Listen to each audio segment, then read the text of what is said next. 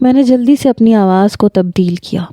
میں نے کہا بس کچھ گلا ٹھیک نہیں ہے، آواز کبھی کیسی نکل رہی ہے کبھی کیسی۔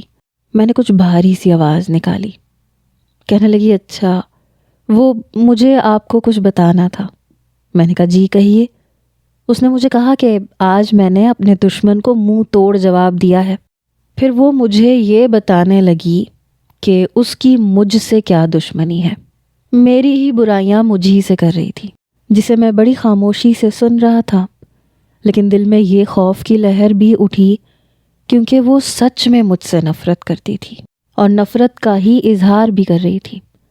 سمجھ میں یہ نہیں آتا تھا کہ اسے کبھی مجھ سے میری اصلیت جان کر محبت ہوگی یا پھر سالار سے بھی نفرت ہو جائے گی۔ وہ باتیں کر رہی تھی اور میں انہی سوچوں میں گم تھا۔ بہرحال آئے روز میری عرفہ سے ملاقاتیں ہونے لگیں، ہماری محبت پروان چڑھنے لگی، اور ساتھ ساتھ اس بات کا خوف کہ آگے کیا ہوگا۔ 6 مہینے گزر چکے تھے۔ اس نے اپنے پروجیکٹ پہ بہت محنت کی تھی۔ میرے اندر کا خوف مجھ پہ حاوی ہونے لگا تھا کیونکہ وہ بے تکلفی سے میرا ہاتھ پکڑ لیتی تھی۔ میری تکلیف پر اس کی آنکھوں میں آنسو بھر آتے تھے۔ میں نہ چاہتے ہوئے بھی ایک کٹی پتنگ کی طرح بس اس کے ساتھ کھینچا چلا جا رہا تھا۔ آدھی آدھی رات کو میں یہ سوچتا رہتا تھا کہ جب اسے سچ پتہ چلے گا تو کیا ہوگا۔ میں جب بھی اس سے ابراہیم کے متعلق بات کرتا تو وہ سنتی ہی نہیں تھی۔ میں اسے کئی بار یہ کہہ چکا تھا کہ ہو سکتا ہے وہ برا نہ ہو، تمہیں لگتا ہو، تو کہتی تھی پلیز سالار اس کا نام لے کر میرا موڈ خراب نہ کیا کریں، اس کا نام ہی مت لیا کریں۔ کئی بار میں سوچ چکا تھا کہ اس سے کہوں کہ میں اسے سچ بتانا چاہتا ہوں، میں مزید یہ سب کچھ نہیں کر سکتا تھا۔ ہو سکتا ہے وہ بہت ناراض ہو، غصہ کرے، لیکن آہستہ آہستہ ٹھیک ہو جائے گی۔ کم از کم یہ جو خوف ہے جو میری ہر وقت جان سولی پہ لٹکی رہتی ہے، یہ تو ٹھیک ہو جائے گا۔ جو ہوگا سچ کے ساتھ ہوگا۔ جھوٹ اور جھوٹ کی وجہ سے پیدا ہونے والی غلط فہمیاں زندگی میں آگ لگا دیتی ہیں، اور میں نہیں چاہتا تھا کہ میری اور عرفہ کی محبت کو آگ لگ جائے۔ سچ کڑوا ہوتا ہے لیکن کم از کم ہمیں پشیمان نہیں کرتا۔ کئی بار میں نے کہا کہ میں تم سے اپنی زندگی کی ایک بہت اہم بات کرنا چاہتا ہوں۔ وہ پوچھتی کہ کیا، تو پھر میں ٹال جاتا۔ دل میں اس کی ناراضگی کا خوف بھی تھا۔ سمجھ میں نہیں آ رہی تھی کہ بات کو میں سنبھال بھی پاؤں گا کہ نہیں۔ بہرحال 1 سال کے اندر اس نے پروجیکٹ کمپلیٹ کیا اور سب سے پہلے مجھے اپنے ساتھ فارم ہاؤس میں لے کر گئی۔ کہنے لگی بتائیں کیسا بنا ہے۔ واقعی اس نے جی جان لگا کے بنایا تھا، بہت خوبصورت تھا۔ میں نے تعریف بھی کی، بات بھی کی۔ کہنے لگی بس آپ کو پسند آیا، اس کا مطلب اس عبداللہ کو بھی پسند آ جائے گا۔ پتہ ہے بابا میرے کام سے بہت خوش ہیں، کہتے ہیں کہ تم نے بہت بڑی کامیابی حاصل کی ہے، اس لیے جو مانگو گی میں تمہیں دوں گا، انکار نہیں کروں گا۔ اور آپ کو پتہ ہے میں کیا مانگوں گی؟ میں نے کہا تم بتاؤ۔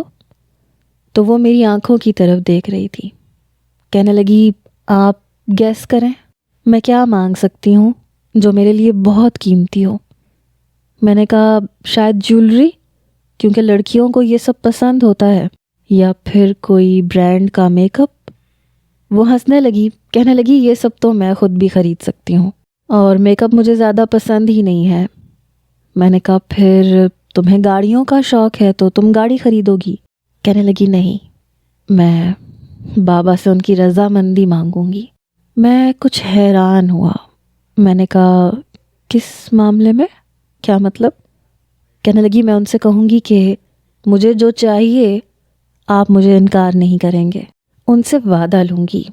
اور پھر میں نے کہا اور پھر کیا؟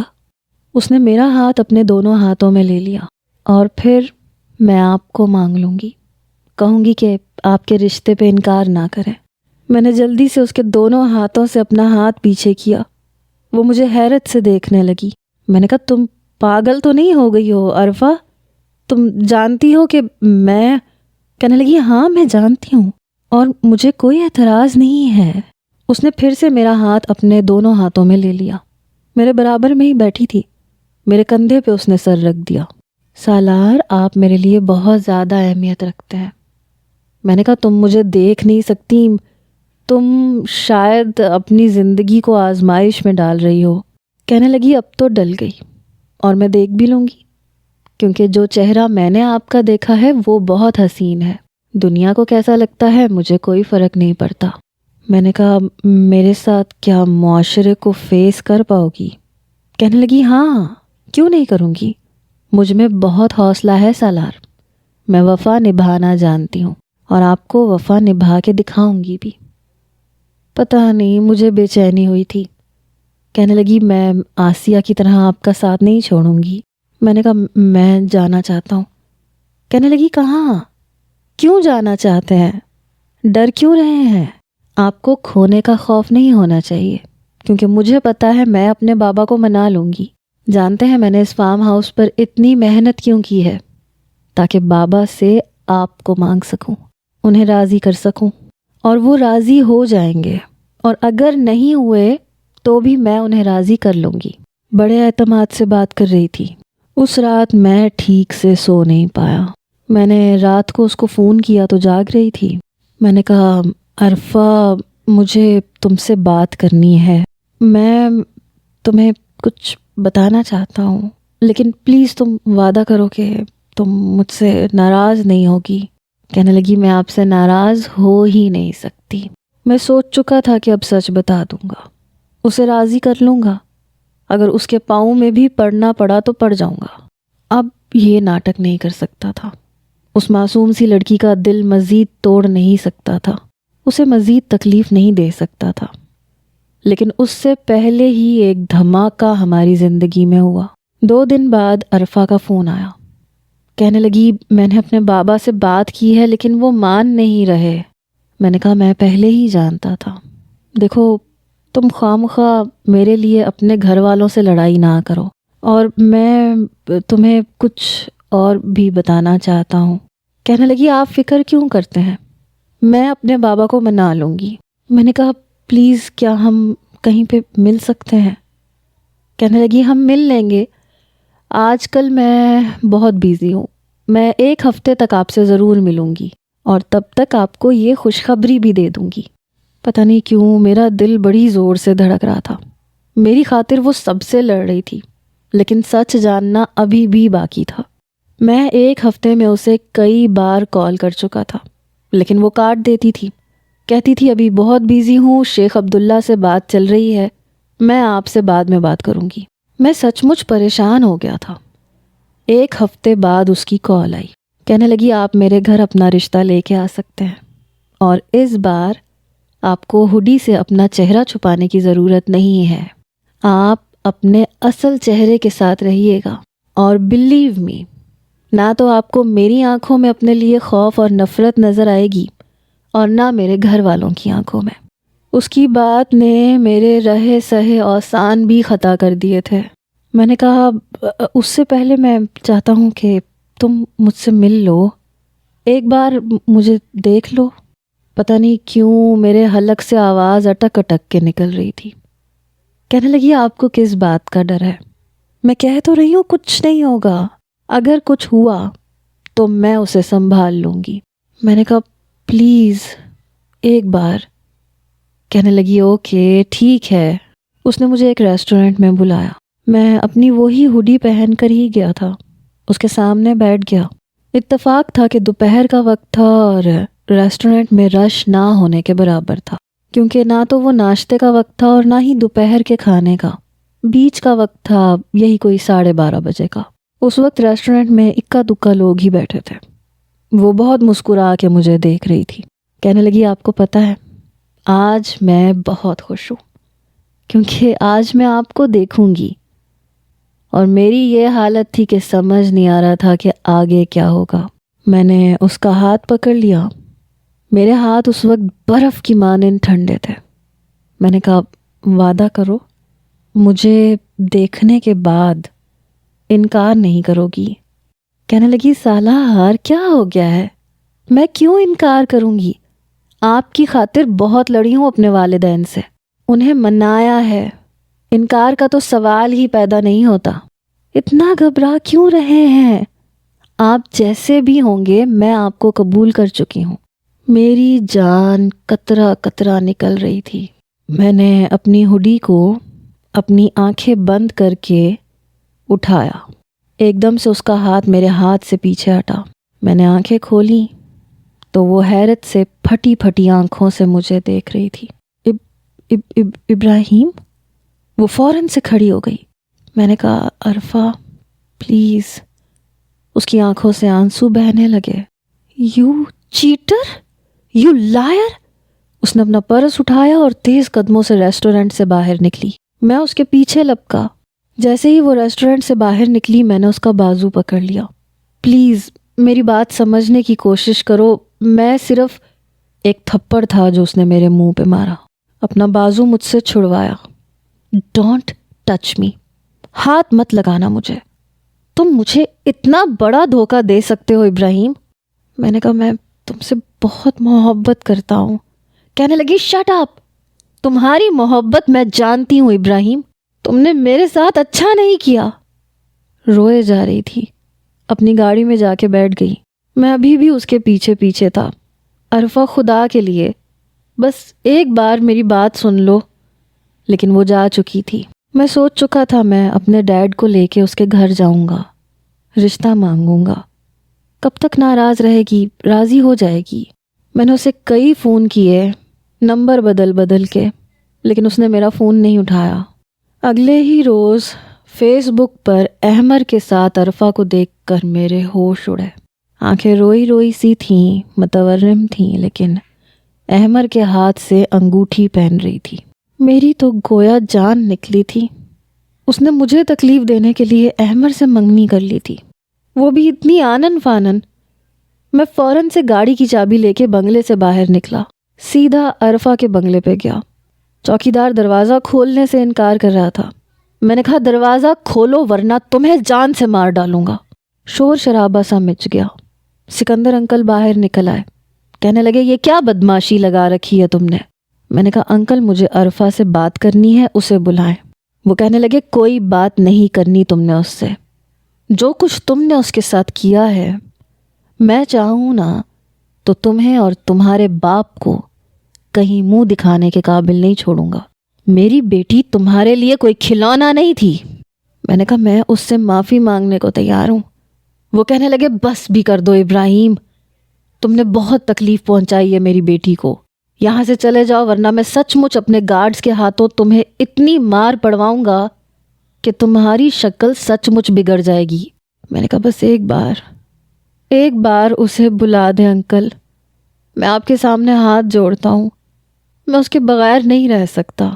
میں بہت محبت کرتا ہوں اس سے، اس کی محبت میں پتہ نہیں کیا کیا کرتا چلا گیا۔ میں اسے بہت خوش رکھوں گا۔ آپ احمر کے بارے میں کچھ نہیں جانتے، وہ ایک لوفر ہے۔ سکندر انکل کہنے لگے کچھ بھی جھوٹ بولو گے تم کیا ہو میں بتاؤں تمہیں۔ یہ کہہ کے انہوں نے اپنے موبائل سے مجھے ایک وائس سنائی۔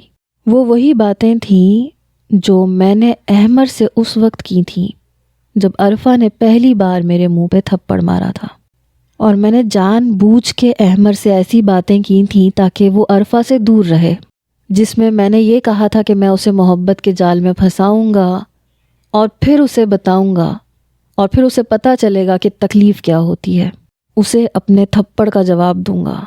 مجھے اندازہ نہیں تھا کہ اس نے میری یہ کال ریکارڈ کی تھی۔ اپنے آپ کو اچھا ثابت کرنے کے لیے وہ مجھے بالکل گرا چکا تھا۔ میں جتنا مرضی انہیں یقین دلاتا وہ شاید میری بات کا یقین ہی نہ کرتے۔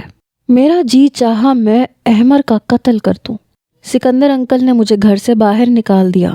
میں احمر کے آفس میں گیا تو وہ سب کو اپنی منگنی کی خوشی میں مٹھائیاں تقسیم کروا رہا تھا۔ مجھے دیکھ کے کہنے لگا ارے یار تم تو خود آ گئے، میں مٹھائی کا ڈبہ لے کے تمہارے گھر ہی آ رہا تھا، لیکن میں نے جاتے ہی اس کا گریبان پکڑ لیا۔ میں نے کہا اس طرح کی اوچھی حرکتیں اپنائی ہیں تم نے اپنا رشتہ عرفہ سے پکا کروانے کے لیے۔ کہنے لگا گریبان چھوڑو اور تمیز سے بات کرو۔ اس نے اپنا گریبان میرے ہاتھ سے چھڑوایا۔ کہنے لگا میں نے کیا کیا ہے؟ میں نے کہا میری وائس ریکارڈنگ تم نے سنائی ہے سکندر انکل کو، سکندر انکل کو بھی اور عرفہ کو بھی۔ کہنے لگا تو کیا ہوا، کیا تم نے ایسا نہیں کہا تھا؟ میں نے کہا اور تم اس کے بارے میں کیا کہتے ہو، کیا میں بتاؤں اسے؟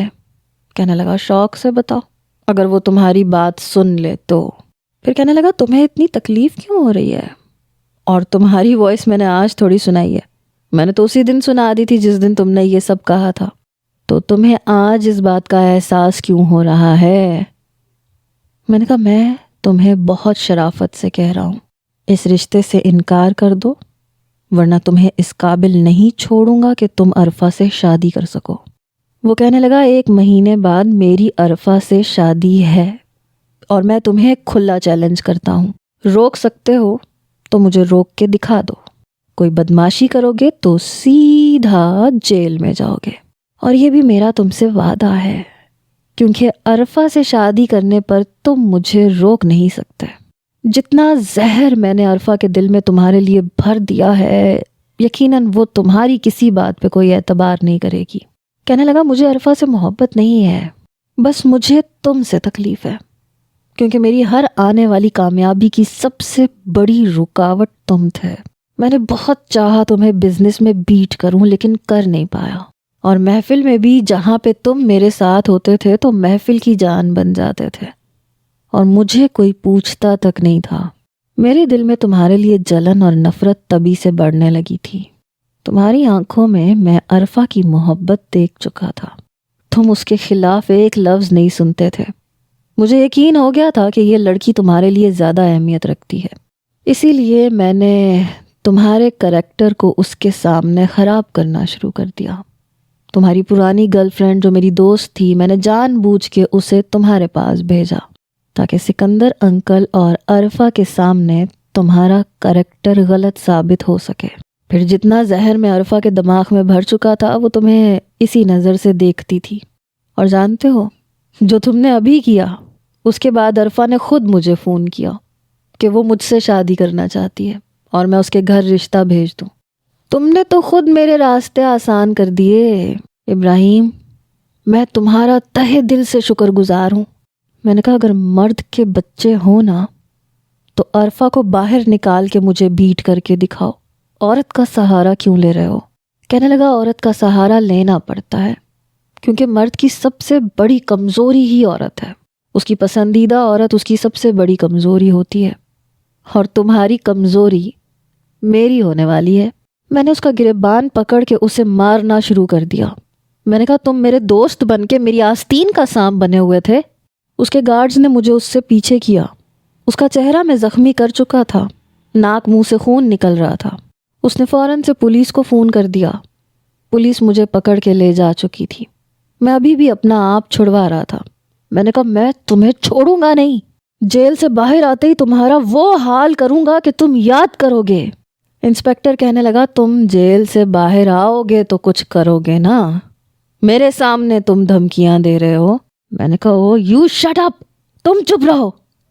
یہ سن کے انسپیکٹر نے اپنے اہلکاروں سے کہا کہ جاؤ اسے لے کے جاؤ، بہت گرمی چڑھی ہوئی ہے اسے، اس کی گرمی تو آج میں نکال کے رکھوں گا۔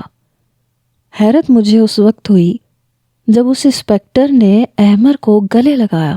کہنے لگا ڈونٹ وری احمر، جب تک تمہاری شادی نہیں ہو جاتی یہ باہر نہیں نکلے گا، یہ میرا تم سے وعدہ ہے۔ میں نہیں جانتا تھا وہ میرے خلاف اتنا بڑا پلان کر کے بیٹھا ہے۔ میں نے کہا میں تمہیں چھوڑوں گا نہیں، تم سب کے سب ملے ہوئے ہو، دھوکے باز ہو تم۔ مجھے اپنے سے زیادہ عرفہ کی فکر ہو رہی تھی، کیونکہ وہ محبت میں احمر کی بیوی نہیں بن رہی تھی، بلکہ میری نفرت میں، میرے بدلے میں اس کے پاس جا رہی تھی۔ میں نے کہا تم نے جو کرنا ہے میرے ساتھ کرو، میں تمہیں سچ بول رہا ہوں، عرفہ کے ساتھ اگر تم نے کچھ بھی غلط کیا میں تمہیں جان سے مار ڈالوں گا۔ کہنے لگا جب تک تم باہر آؤ گے نا تب تک مجھے مارنے پر تمہاری پیاری عرفہ بیوہ ہو جائے گی، اور تم یہ تو نہیں چاہو گے کہ تمہاری محبت بیوہ ہو جائے۔ پھر انسپیکٹر سے کہنے لگا لے جاؤ اسے، اور اسے اتنا مارنا کہ یہ واقعی اپنی شکل نہ پہچان پائے۔ اس شخص نے مجھے بڑی شکست دی ہے، مجھے ہر موڑ پہ اس نے اپنے سے نیچے ثابت کیا ہے۔ آج ہی تو اس کی سب سے بڑی کمزوری میرے ہاتھ لگی ہے. اس کا جو حال میں کروں گا یہ سوچ بھی نہیں سکتا. میں نے کہا زبان سنبھال کے بات کرو، عرفہ کو کچھ مت کہنا. میرا سانس پھول رہا تھا. میں اپنے دونوں بازو پولیس اہلکاروں کے ہاتھوں سے چھڑوانے کی کوشش کر رہا تھا. احمر کہنے لگا اعجاز، اسے اپنی ویڈنگ نائٹ کی ویڈیو میں تمہارے نمبر پہ بھیجوں گا. اس نے انسپیکٹر سے کہا اسے دکھا دینا. یہ سن کے تو میرے تن بدن میں آگ لگی. میں نے کہا کمینے، میں تجھے زندہ نہیں چھوڑوں گا. لیکن پولیس اہلکار مجھے اس کے آفس سے نکال کر گاڑی میں بٹھا چکا تھا. میرے ہاتھوں میں ہتھکڑیاں لگ چکی تھیں. مجھے سمجھ نہیں آ رہا تھا کہ میں کیسے اپنے آپ کو آزاد کرواؤں اور عرفہ کے پاس چلا جاؤں، اس غلیظ انسان سے اسے بچا لوں.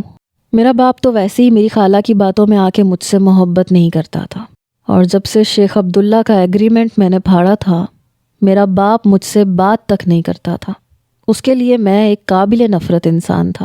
میں جانتا تھا وہ مجھ پہ کبھی بھی پیسہ خرچ نہیں کریں گے، وہ مجھے جیل سے باہر نہیں نکالیں گے. مجھے اپنی پرواہ نہیں تھی، نہ اپنی بدنامی کی پرواہ تھی. مجھے پرواہ تھی تو صرف عرفہ کی. مجھے جیل میں بند کر دیا گیا.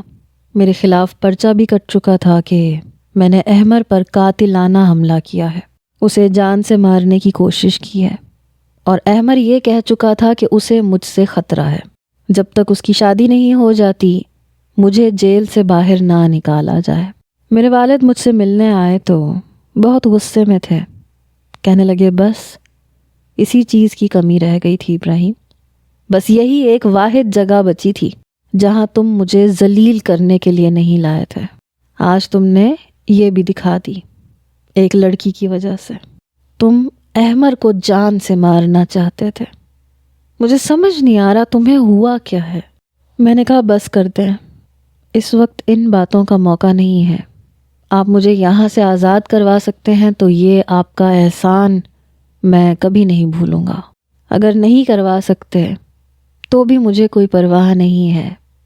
بس میرا ایک کام کر دیں، کسی نہ کسی طریقے سے عرفہ کی شادی رکوا دیں پلیز. میں نے اپنے باپ کے سامنے ہاتھ جوڑے. وہ کہنے لگے مجھے نہیں پتا تھا کہ تم اس لڑکی کے پیچھے یوں ہاتھ دھو کے پڑ جاؤ گے. میں بھلا کسی کی بیٹی کی شادی کیوں روکوں؟ میں نے کہا آپ کو نہیں پتا، احمر اچھا لڑکا نہیں ہے ڈیڈ، وہ اسے برباد کر دے گا. خدا کے لیے سکندر انکل کو سمجھائیں، انہیں کہیں کہ عرفہ کی شادی کسی اور سے کر دیں، کسی اچھے انسان سے. میں اس کی زندگی میں دخل نہیں دوں گا لیکن احمر کے ساتھ نہ کریں پلیز. ڈیڈ میں آپ کو بتا نہیں سکتا وہ کتنی بڑی مصیبت میں پھنس جائے گی، اور میری وجہ سے پھنس جائے گی پلیز. میں روتے ہوئے اپنے باپ کے سامنے کہہ رہا تھا. وہ کہنے لگے تم کچھ بھی کہہ سکتے ہو کسی کے بارے میں، کچھ بھی کہہ سکتے ہو، اور تم سمجھتے ہو تمہارا یوں رونا، یوں ہاتھ جوڑنا، اس سے میں تمہاری باتوں میں آ جاؤں گا. تم نے اس لڑکی کے ساتھ کتنے جھوٹ بولے ہیں میں سکندر کے منہ سے سن چکا ہوں.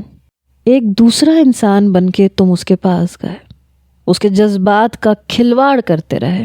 تم اتنا بڑا جھوٹ بول سکتے ہو ابراہیم، تو میں تمہاری بات کا بھروسہ کیسے کر سکتا ہوں کہ اب جو تم کہہ رہے ہو وہ سچ ہے؟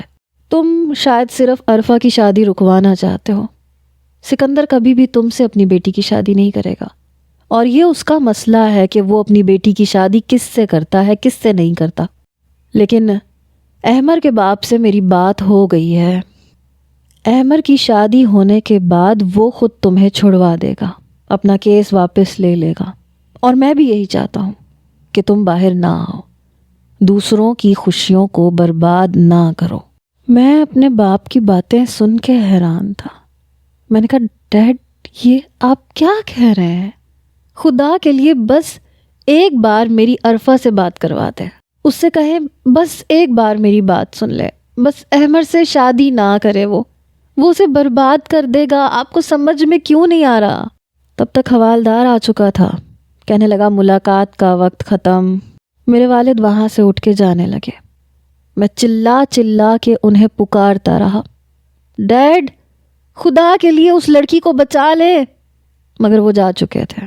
میں نے زور سے ہاتھ جیل کی سلاخوں پہ مارا تھا. رات کو وہی انسپیکٹر میری جیل میں آ گیا. جس جیل میں مجھے رکھا گیا تھا وہاں اور کوئی قیدی نہیں تھا، صرف میں تھا۔ میرے ہاتھوں میں یوں زنجیریں پہنائی گئی تھیں جیسے میں نے پتہ نہیں کتنا خطرناک کام کیا ہے۔ اس انسپیکٹر کو دیکھ کے میرا دل چاہا کہ میں اسے یہیں پہ جان سے مار ڈالوں۔ اس کے ساتھ 2-3 اہلکار بھی تھے۔ انسپیکٹر مجھے کہنے لگا، بڑی غلطی کر دی تم نے، تمہیں اندازہ نہیں ہے کہ تم نے کس کے ساتھ پنگا لیا ہے۔ احمر میرا بہت اچھا دوست ہے اور اس کے کہنے پہ میں تمہارے ساتھ کچھ بھی کر سکتا ہوں۔ کچھ بھی کا مطلب کچھ بھی۔ فی الحال تو اس نے مجھے تمہیں مارنے کا کہا ہے، اگر جان سے مارنے کا بھی کہتا تو میں مار دیتا۔ میں نے اسے کوئی جواب نہیں دیا۔ پھر اپنے اہلکاروں سے کہنے لگا، اسے کھڑا کرو۔ میرے دونوں ہاتھ زنجیروں سے بندھے ہوئے تھے، پاؤں میں بھی زنجیر کے کڑے پڑے ہوئے تھے۔